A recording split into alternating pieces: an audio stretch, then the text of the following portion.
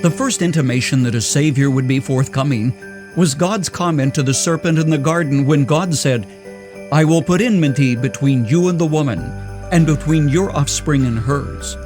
He, the forthcoming deliverer, will crush your head, and you will strike his heel." Now a blow to the foot is not fatal, one to the head is.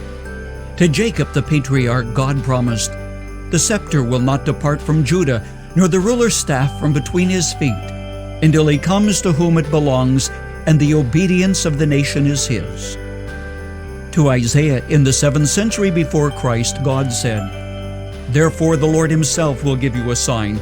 The virgin will be with child and will give birth to a son, and will call him Immanuel."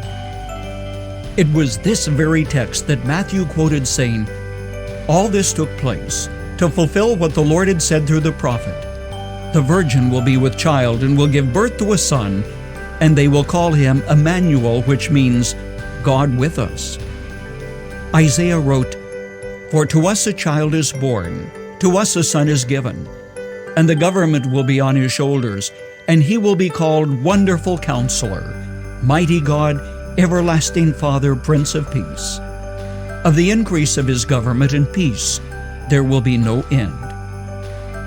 7 centuries before Jesus came, Micah singled out Bethlehem as the place of Jesus' birth.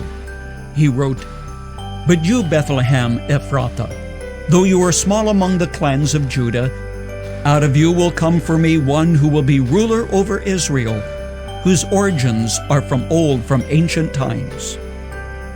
The Old Testament ended with Malachi saying that the Son of Righteousness will rise with healing in its wings, also telling how Elijah would come, fulfilled by John the Baptist, turning the hearts of the fathers to their children and the hearts of the children to their fathers.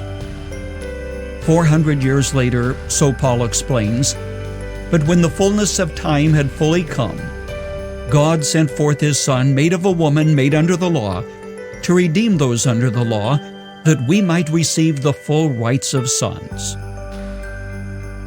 Here is Dr. Luke's account. In those days, Caesar Augustus issued a decree that a census should be taken of the entire Roman world. This was the first census that took place when Quirinius was governor of Syria, and everyone went to his own town to register. So Joseph also went up from the town of Nazareth in Galilee to Judea, to Bethlehem, the town of David, because he belonged to the house and line of David. He went there to register with Mary, who was pledged to be married to him and was expecting a child. While they were there, the time came for the baby to be born, and she gave birth to her firstborn, a son.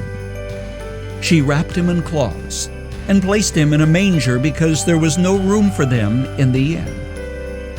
And there were shepherds living out in the fields nearby, keeping watch over their flocks at night. An angel of the Lord appeared to them, and the glory of the Lord shone around them, and they were terrified. But the angel said to them, "Do not be afraid. I bring you good news of great joy that will be for all the people. Today in the town of David, a Savior has been born to you. He is Christ the Lord. This will be a sign to you. You will find a baby wrapped in cloths and lying in a manger." And that, friend, is what Christmas is all about.